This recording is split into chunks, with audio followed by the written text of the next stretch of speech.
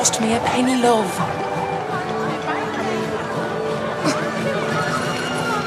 No school today. Ladies, to your work. There's no schoolroom today. No teacher come in. Oh, right, Mr. Stanford. They can play out. But it's cold. It's fresh air. Come on. Your work won't do itself.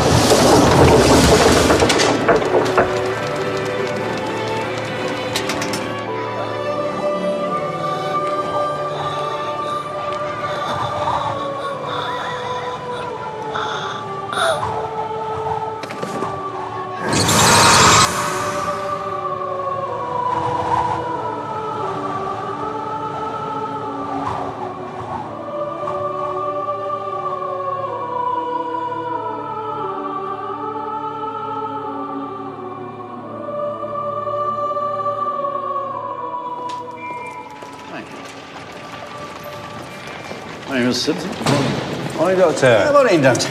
Too early to talk about rat poison? Never too early for rat poison. Good morning, Mrs. Lytton. Can I have the rats and mice quarterlies, please? Not a very nice subject to start the day with, is it? Vermin? Yes, but these are the 1916 ones. I need the current ones. Look, they're underneath. I think you should talk to this gentleman. Who is it? Mr. Stanford, Queen Street Mill. That is for you. Thank you. Good morning. Morning. Any more news on Mr. Lytton? Oh, just 1 or 2 days.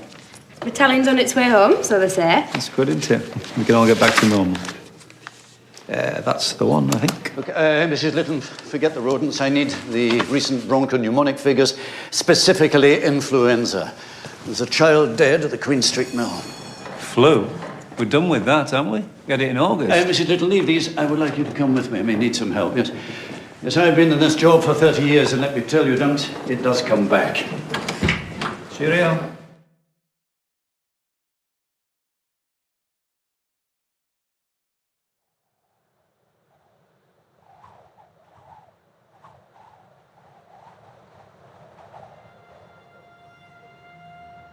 They would normally be in school. We have a little schoolroom for them, but the teacher's sick. The teacher's sick? Since when? Since today. How was the teacher yesterday? How should I know? I need you to find out, Mr. Stanford. Indeed, I need you to find out a number of things. Let's start with the lavatories. The lavatories.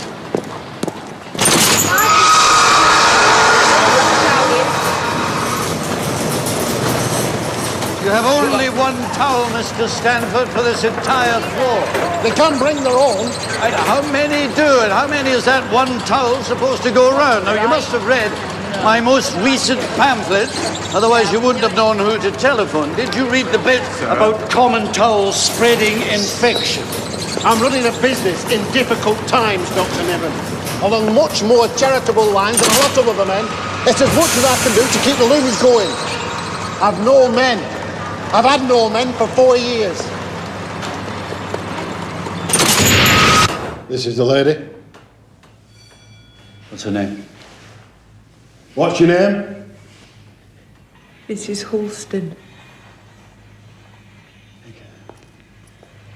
What's your daughter's name, Mrs. Holston? Ellen. Mrs. Holston, I have to ask you 1 or 2 questions so that other mothers don't go through this. How long was Ellen ill? Came on this morning. Right as rain yesterday night. Have you had other visitors in the house? Her Uncle Frank came back from France last night. And how's her Uncle Frank? I don't know. Mrs. Holston, I have to ask you if I can take Ellen's body away with me. What? You have to identify what caused this. It will be a great benefit. Benefit? To who? Not to her. No, love. But it might stop it happening to the other kiddies. You're not going to cut her up.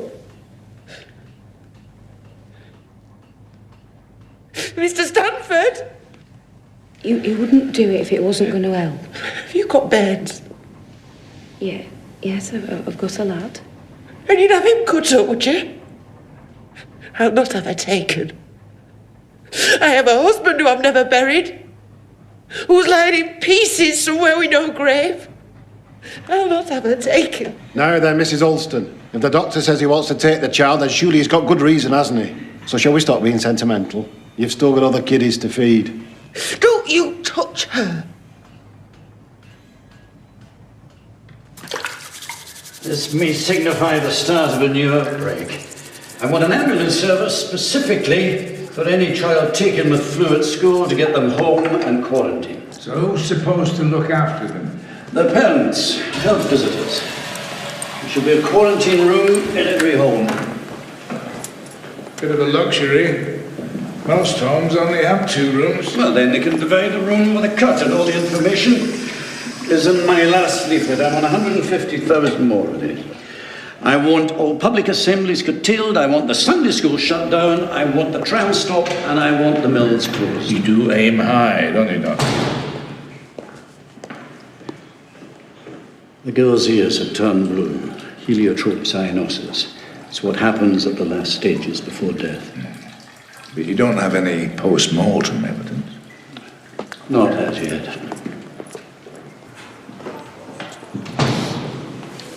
What are the figures? We only have confirmed figures from 2 weeks ago. What are they? 9 deaths from influenza, 9 from pneumonia, 6 from bronchopneumonia, 9 from bronchitis. In a population of 1 million, including Salford, which I suppose we must.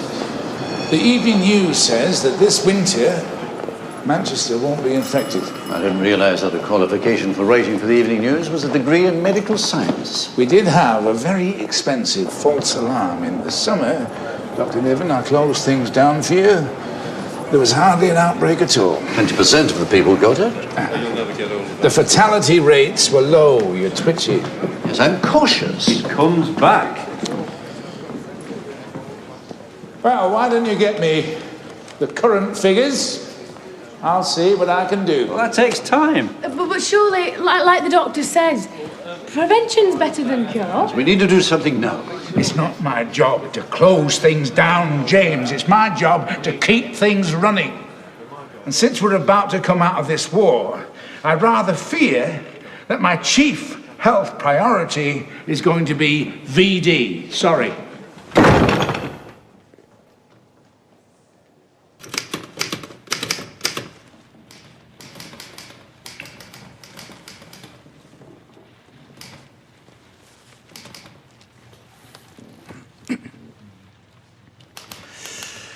You'll be wanting some leave, I expect, for when Mr. Lytton comes home? 3 days enough? Are you sure? Well, thank you, Doctor. That's more than enough. Only I wonder if you would wait a little later this evening. Oh, I see. Yes, but it's just that Dunks is doing door-to-door around a hospital for figures. I want some frequency curves by tomorrow morning. I need something to persuade Mr. O'Donnell. This is really serious, isn't it? Oh, no, you'll be fine. You'll be fine. You're fairly fit. You had it in August. It's the vulnerable who'll suffer. When the Russian flu broke out long before you were born, Mrs. Lytton, I was just a young doctor just down from Scotland. We did what we could, but we knew very little. An awful lot of children died. But, of course, that was then. Right, what time is it? A little after 6. That's when I'm going to catch the last London train. What? Back as soon as possible. I want to ask an old friend about something. Oh, and chin up, Mrs. Litton. We're going to nip this thing in the bud.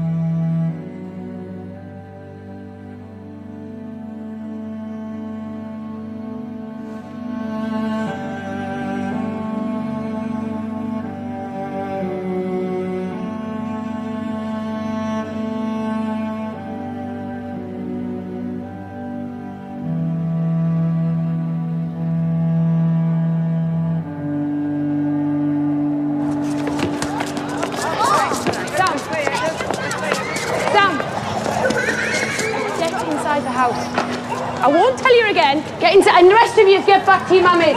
Go on. I will not tell you again. Get inside.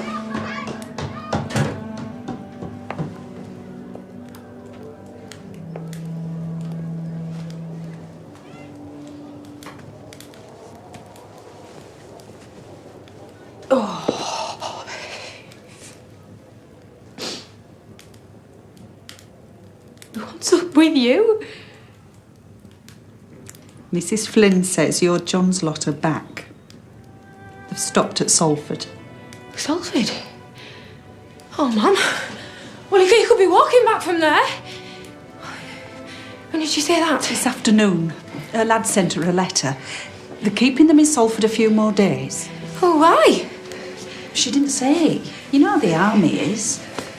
Well, why didn't he send me a letter?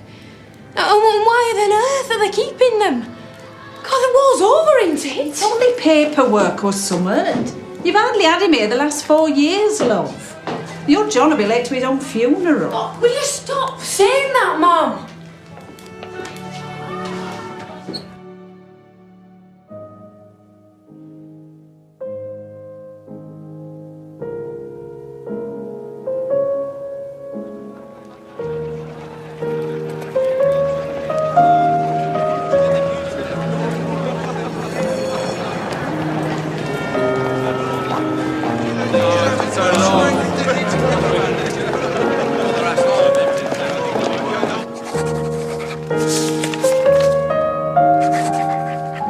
Sickness was almost completely unpredictable, and it is very hard to prepare for something one cannot predict. This is the second wave of it, Sir Arthur. One can always predict that there will be a second wave.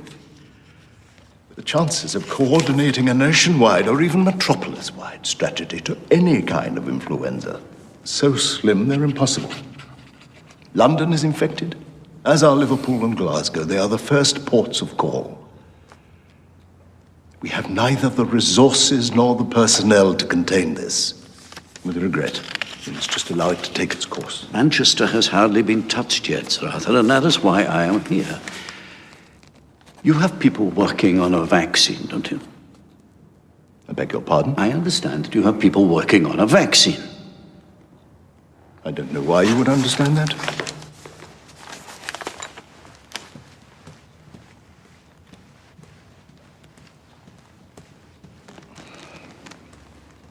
It'll be some weeks before the trials are undertaken. By that time, this outbreak will have passed over. We can run trials in Manchester now, Sir Arthur. We can preempt this. We can stop it before it starts. James, you're right. This is a little more severe than the normal yearly flu, but it will run itself out. And it's nothing compared to what we in public health have been through in this war. I suggest sticking to the sanitary measures outlined in my latest memorandum. Stop men spitting in the streets, ventilate the assembly rooms, and do what you can in general to keep people away from one another. Never mind the vaccine. That'll be the armistice. Well, James, there we are. How are we supposed to keep people away from one another now?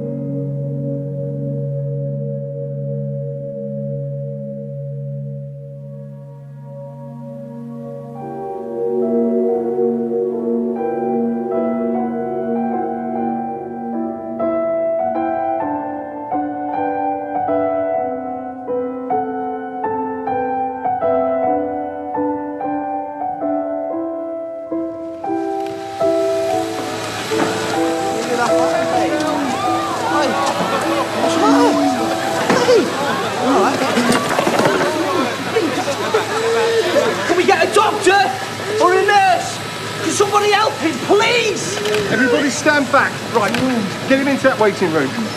Don't touch the skin. Just the tunic. Careful. Just the tunic, not the skin.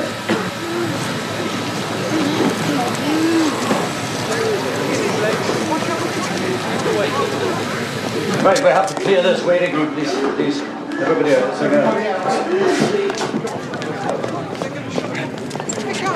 We need to isolate him. What are you doing? You can't just leave him. We need an ambulance. There's as many coming as can. There's sick getting off all the trains. We have to stop the spreading. We have to seal off the station. We can't enforce it. Sir, I'm the only one here. Everyone else is on the Armistice party. What Armistice party? Albert Square. Dear God. Yeah, come on, sir, leave it. Go.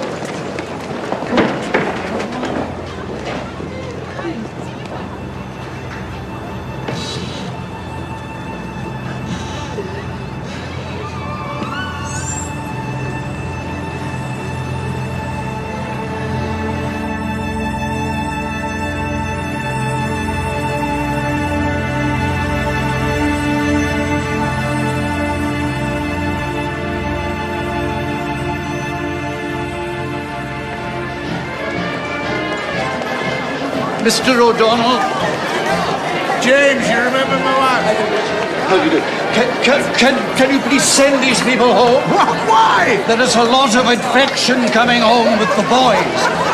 People should not gather. Oh, this is an old woman, James. What do you want them to remember in 20 years' time? The fact they had an almighty party to celebrate the end of the worst bloody 4 years of their lives, and the fact that our municipality sent them all home because we were worried they might get a nasty cold. I've seen a young man coughing his lungs up at Oxford Road. This is no cold. Good afternoon, Doctor. How is London? It was full. Now, did you get over to the hospital? Did you get the latest figures? Oh, there's not much chance of getting anything from the day apart from trodden on. Sorry, flat feet. Very good for getting you out the army, not so good for dancing. But I need these figures first thing tomorrow. All right. I wish we just close this down.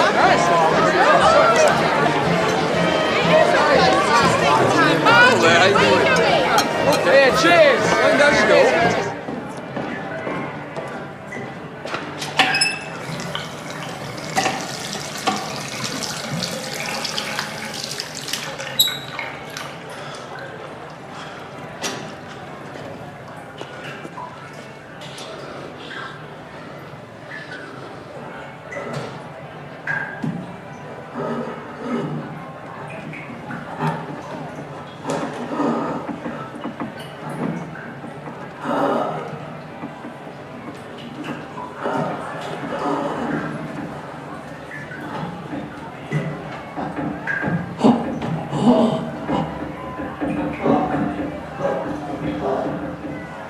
Dear God.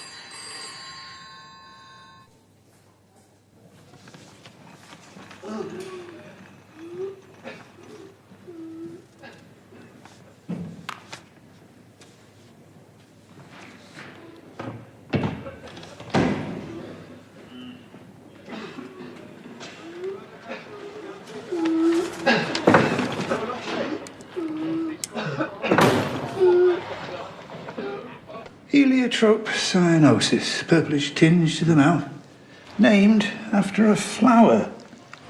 My mother has purple hydrangeas in her garden. I can't look at them now. Seems we've completely starved of oxygen. Yeah.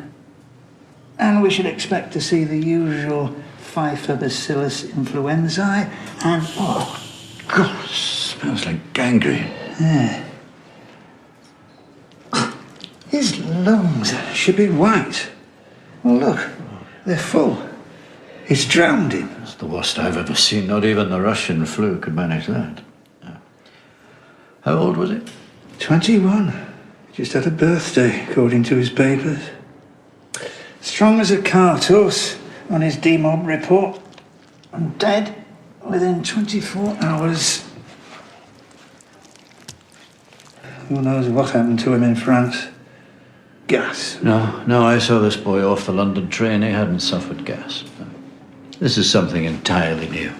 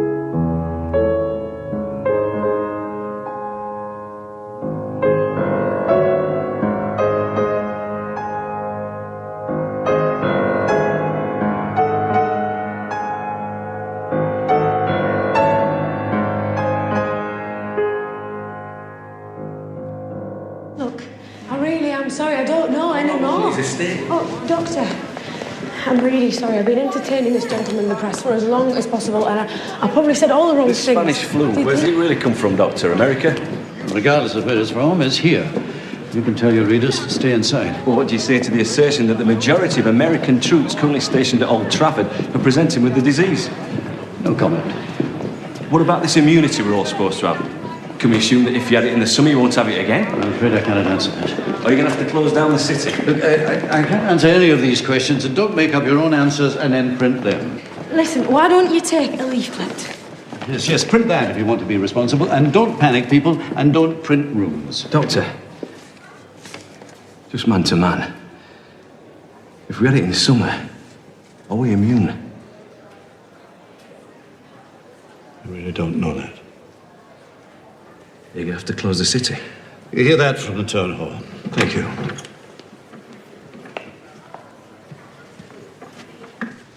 All families were swept away together, but this was indeed at the very height of the distemper. Time inured them to it all, and they ventured everywhere without hesitation, as I occasion to mention at large hereafter. What's that? Daniel Defoe, a journal of the plague year. Please tell us that you found something more recent than that. What plague year? 1665. Oh, 1665? The epidemiology is quite accurate. The first spread of infection, then dormancy, during which people start to move about again, then a second spread, even worse than the first. Dr. Niven was right. That was our first wave back in the spring. Wait, it's not plague, it's flu, isn't it? So flu has nothing in common with pneumonic or bubonic plague, Mrs. Lytton, and it is not helpful to refer to it in that way. Well, except that a second spread is common to most infectious diseases if the incubation period is long enough. It's the same with the Black Death, the Great Plague, the plague of Justinian in the middle 6th century, even your Russian flu, Doctor. It's because of human behaviour. People believe it's over, they start moving about again, and up it pops, worse than before. All this is medically established. Yes, but I'm talking about socially. Aside from all the other problems, I think we need to start preparing for the social difficulties. It's the same with all significant epidemics. Social order breaks down. You have looting, fighting, unrest. The rich leave and the poor remain to die. What? Please, could you keep to the statistics, Mr. Dunks? All right. Medical office? I found this in the library, too.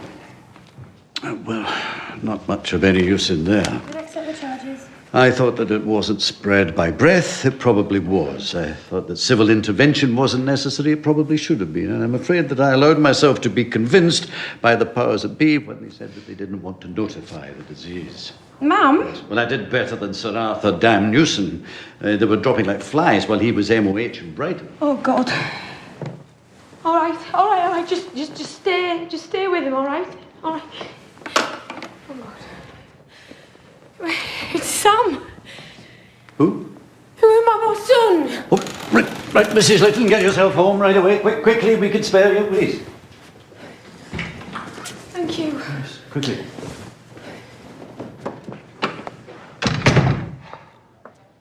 I don't want you talking about plague. People fight in the streets because they get panicked. And if you say the word plague to them, that's the first thing they'll do. It is a plague, though, isn't it?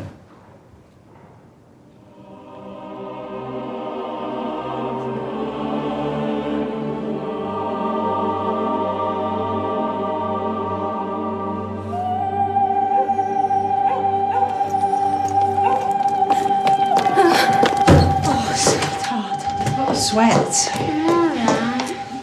What's the advice, love? Right. We've got to keep him isolated and, well, let's get that window open. Get some fresh air in. Weren't we to keep a fire going? Weren't we to keep it warm? I don't know, isn't that normal flu? Well, they never said what to do when you've got it, only what to do to stop it spreading. Right. Let's wash our hands, and I'll get some water from the pump. That's it. Well, maybe we should move them in there. You know, let's get something to put a curtain up there, and we better stay in here. Maybe he needs a mask. Maybe we need a mask. Oh, Mum, I don't know.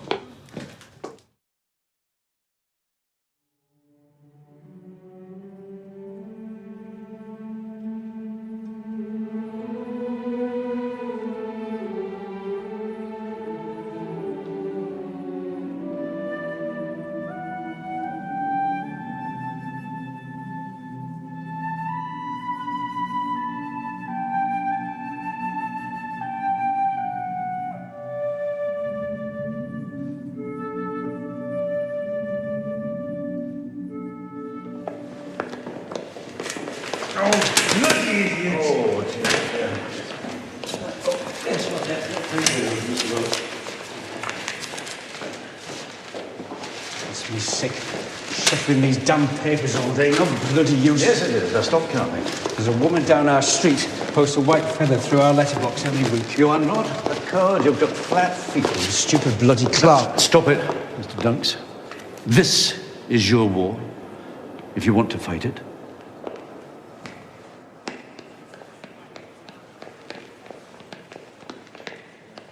We'll have more of Dr. Niven's pamphlets printed. We'll get disinfectant and coal to as many houses as we can. Hygiene and warmth are the best ways to prevent the spread of the illness. Those who are sick will have a shoulder to lean on, while the rest of us keep our heads down and carry on. Isn't that right, Dr. Niven? No, that is not what I've been telling you. We need to close the city. This pestilence spreads at about the same rate that a man can travel, and it spreads easily. We don't yet know how, but probably by direct contact, skin to skin, possibly by contact with infected materials, which we call foments. Dirty handkerchiefs, anything with infected sputum or blood on it, any soiled clothes or fabric should be burnt straight away. Do you want everybody wandering around naked? No, they don't want folk wandering around at all. You want us all to stay at home, don't you? That's what you've told your pet journalists, isn't it? Yes, I want everybody in isolation. Close my cinemas. Cancel the trams. Cancel the trams, close the cinemas, shut the schools, the mills, the public houses. Help the hospitals deal with the patients that they have and not provide them with thousands more. Shut the city. We can't enforce that. We'd need the army. Half the army are in Salford Hospital. We're not establishing martial law. I wouldn't know how to in any case. Now, short of a miracle cure, this is the only way to stop it. I've nothing from London on this matter, Dr. Niven, and we must follow London's lead. Yes, London is letting it run its own course, however fatal. But this is Manchester. Manchester makes its own choices, its own destiny. Too bloody right. If we do implement these closures, it is to be understood that they will reopen and be back to normal again as soon as possible. It is understood. I will not be closing my Sunday schools. I beg your pardon? As an officer of God's communion, I refuse to sanction the closing of the Sunday schools. This thing kills children. Adults can look after their own spiritual well-being. I will not be turning the children away.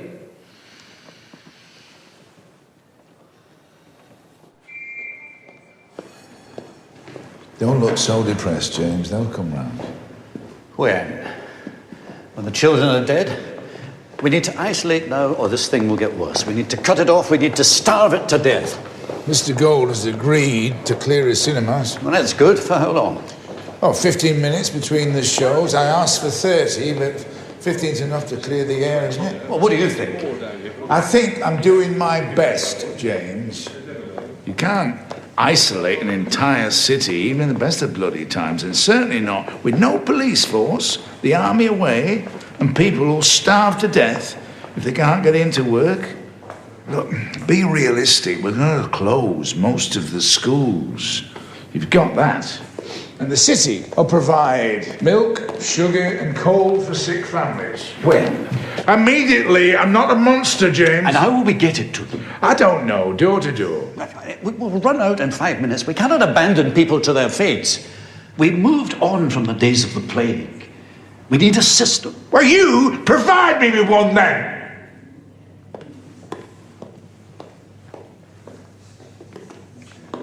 Plague? I thought we weren't supposed to mention plague.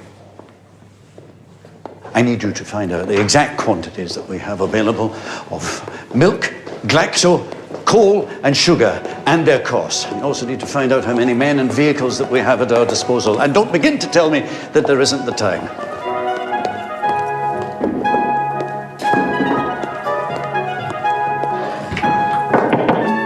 Meeting in the council chamber. I'm sure Mr. O'Donnell could spare you. Public monuments and lavatories has now been subsumed into health. Gentlemen, please. Right, so 2 of you go to the Salvation Army, 2 of you go to the Boys Brigade, 2 of you go to the Women's Social and Political Union. Dr Niven wants at least 3 volunteers for everyone here. Come on, this is our war now. Oh, today will be mainly a paper chase. Tomorrow, the real work will start. We will find the homes with children from the school registers. We'll find the homes without a man from the war casualty list. We'll find the poor homes from the special assistance register. I want to have all these documents and papers here and collated by tea time. Thank you very much, ladies and gentlemen. Trams have stopped running. Prepare for some extra legwork. £6 worth of milk, £25 worth of coal, £30 worth of sugar. Per street? No, that's the entire city. Good God in Ireland. Well, let's see what these devils are. See what we've actually got. All these things are miles out of the city. Let's stir things up a bit. Let's get this coal into where it's really needed. Let's like there. Now, how many delivery men do we have? Well, it's changing every day. Let's work on the assumption that half of them will be ill on any one day. 20 wagons. And how many homes can you do in a day? Well, they can do streets. No. I don't want streets. I want it targeted at homes. Which one? Well, the homes with a family and no man there. Homes that live on less than 18 shillings a week. Homes that require assistance. I don't know where they are. Well, that's why we sent our people out there and there and there.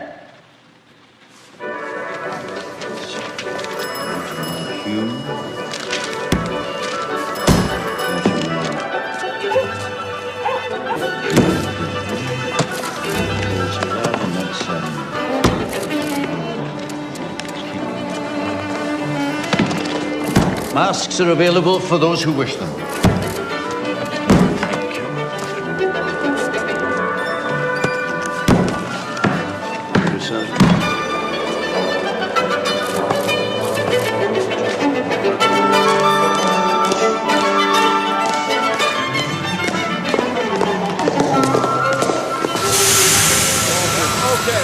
Right, over here, please. Over here. Thank you. Doctor's orders. Take this one. just directs you to Stretford Street. Half a dozen houses there without coal. Straight on to Heaton Moor, Moss Side and Didsbury. Homes, yes, homes. Specific homes, not streets, homes. No, there's not enough. Pardon? There's not enough coal, there's not enough waggoners. There's more of them ill than we thought. Then we have to send it to the parts of the city with the most children. That has to be the priority. Over here. Parts of the city with the most schools. So. You can have those three on that trolley there.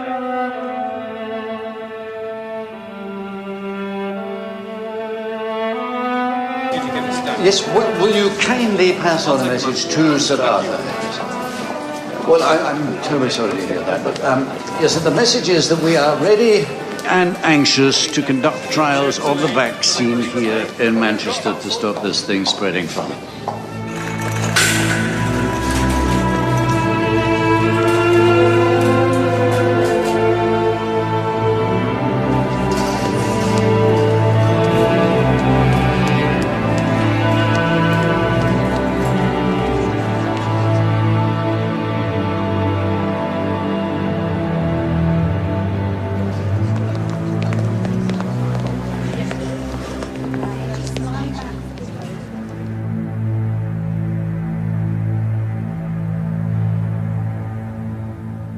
Well, would you send someone down the street to tell her?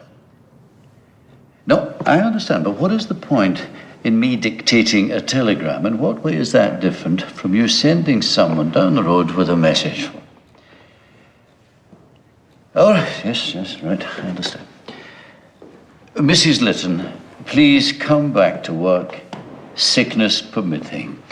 Stop. Well, we've lost another 300 since Monday. Damn it. And there's something else.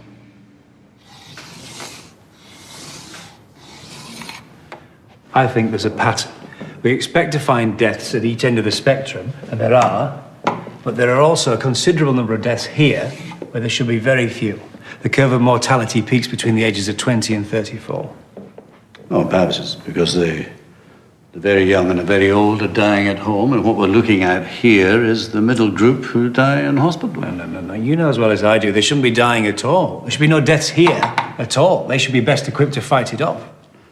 It doesn't make any sense for the young, fit, healthy. Well, troops often expire when they come back home. No, that wouldn't explain enough. No. Why are the strongest now the most vulnerable? Why are they now in the most danger? It's perverse.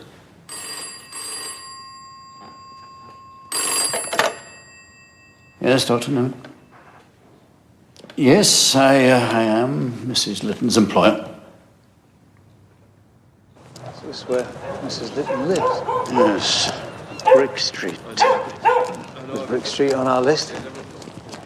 No, I don't think so. It's not a priority. There's not so many schools here. What did happen to your eye, by the way? I advised the gentleman against spitting in the streets. This is the thanks I got. Which one is it?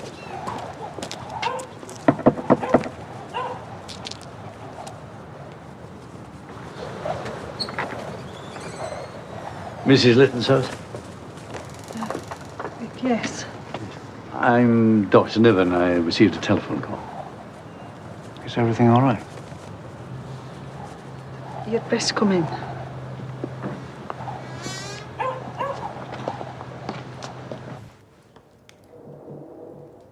Mrs. Lytton?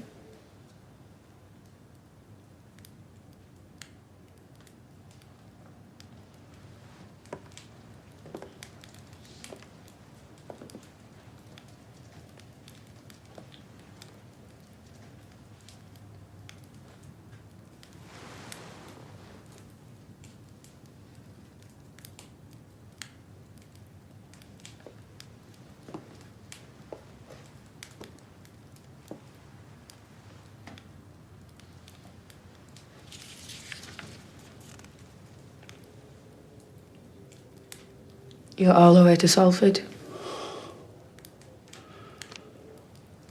I'm so sorry, Mrs. So sorry. Died day before yesterday. Apparently it were quick. They buried him already. Some of his pals buried him.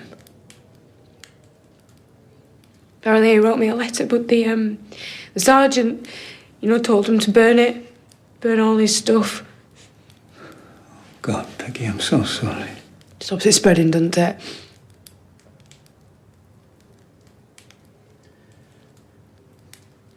What did you do about soldiers, Doctor? I didn't... What did you do? About the grown-ups? Because it's not the children, is it? I mean, he's fine, just a bit off colour with it. It's the men that it's killing. It's 3 on this road, and now my John. What's happening with this sickness? It does nothing that we expected. Well, who's going to look after this lot if I get it, eh? Looked after, you'll all be looked after. Well, the system is now in place. What bloody system? Your system might be working elsewhere, but it ain't working round here. I mean, have you been outside lately? Of course you bloody haven't. There's people starving behind their own front doors because no one will go anywhere near them. People are frightened. You're meant to be in charge. You're meant to know what to do. Peggy, the doctor's come all this way to see you. He only means well. Sorry.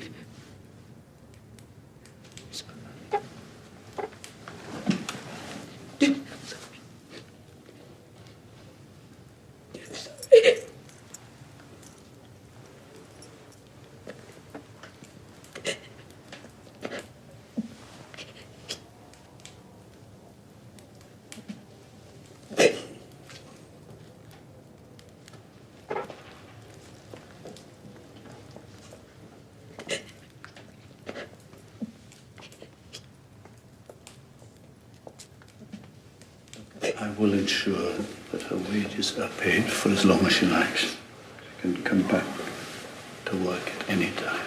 Thank you.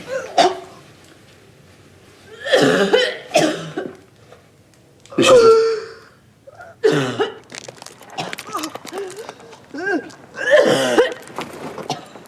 Take her to the Monsoon. Attention, Dr. Dickinson, if he himself is not ill. Tell him that she's incubated for query 3 days. Low bloods and fever, but no cyanosis yet.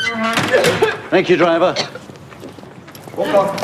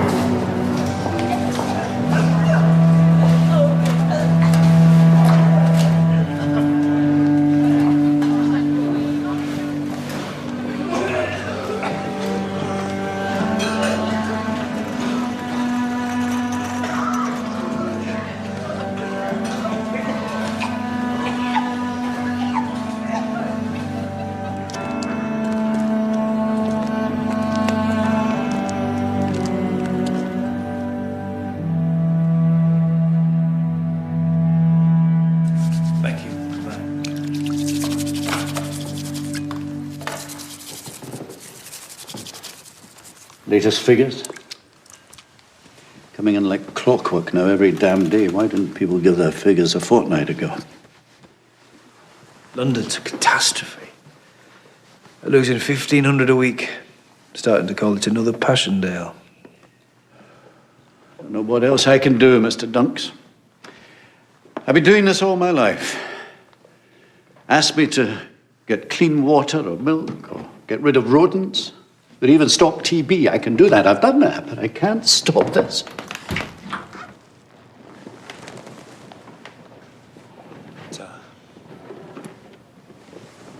Just arrived from London.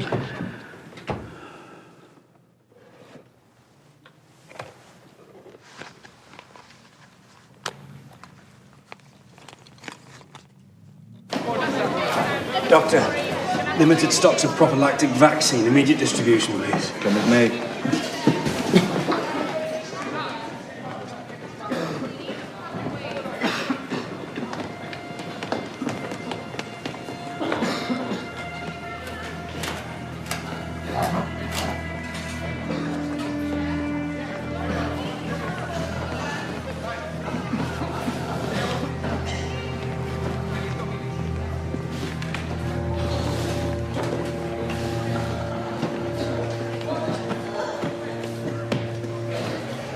Oh, dear God.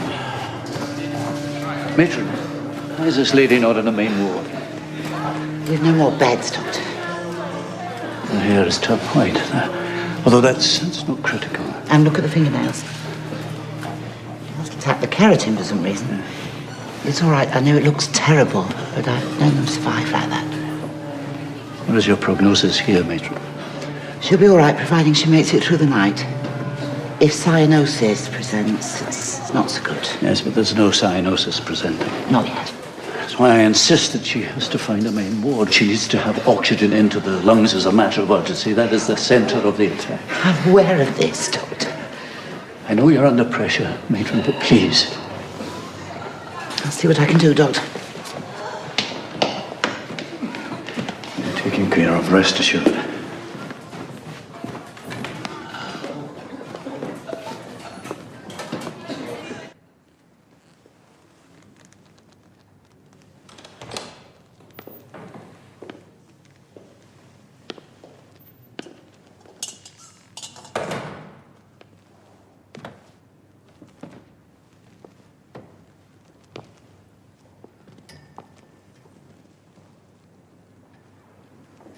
What is this disease doing?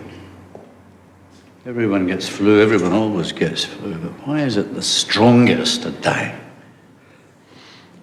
So horribly.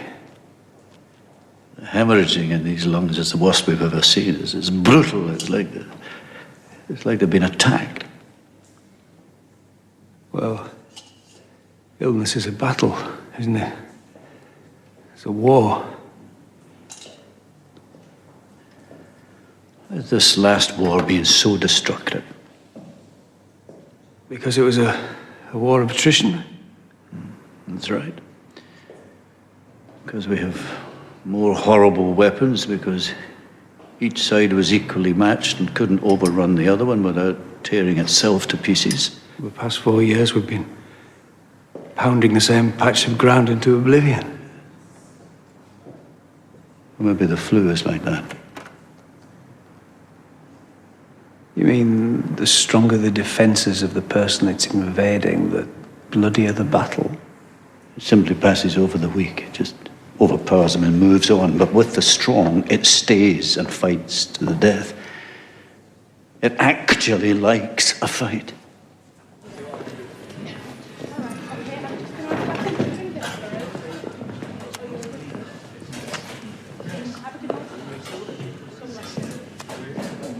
Thank you, Matron. Thank you, Doctor. You'll pull through if you can just hang on. She won't give up, our Peggy. Not without a fight.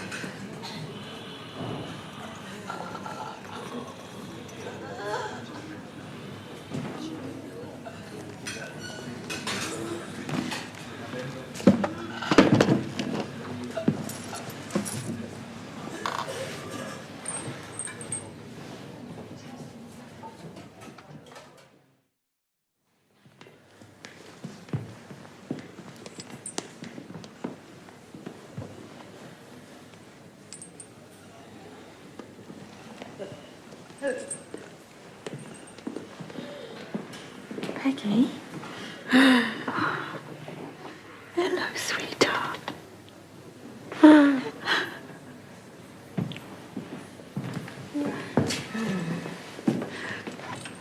She's coming round.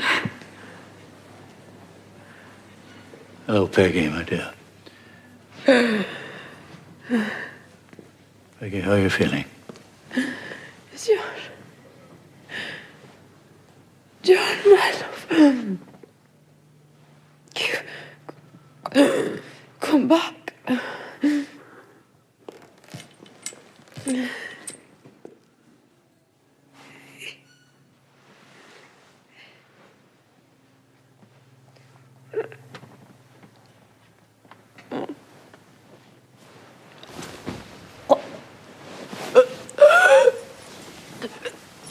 I think the child should leave now.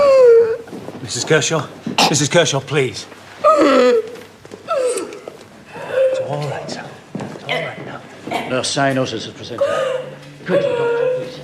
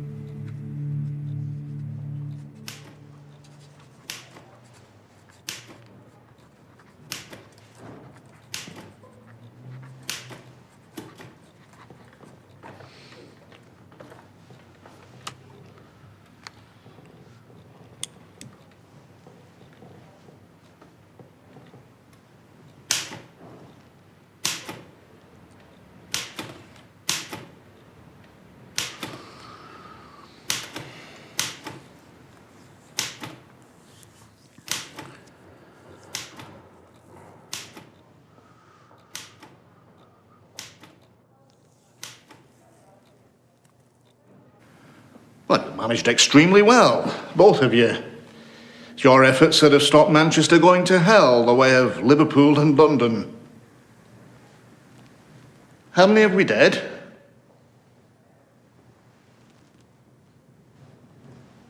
How many have we dead, Mr. Donks? 2,500. Out of 1 million. So far, most of them women, many of them were young. Yes, I appreciate that. What about this vaccine? The vaccines made no quantifiable difference to the rates of infection or mortality. Might have done, if we'd had it in time. A lot of things might have made a difference if we had done them in time. Well, we can pat ourselves on the back. Manchester escaped the worst. Anyway, we've got to get on. We need to get this city moving again. Get the schools open. We think it's the right time to announce the end of the epidemic. The death rates have dropped. And we're stretched to breaking. It's nearly spring. We must get back to work. Wasn't the Great Plague signed off in the spring, Mr. Doctor? Yes, that's right. This was no great plague, James. And in no small part thanks to you. But we've isolated the city long enough. We need to get back to normal. Let's declare it over. Forget the whole business. Put this ghastly second wave behind us.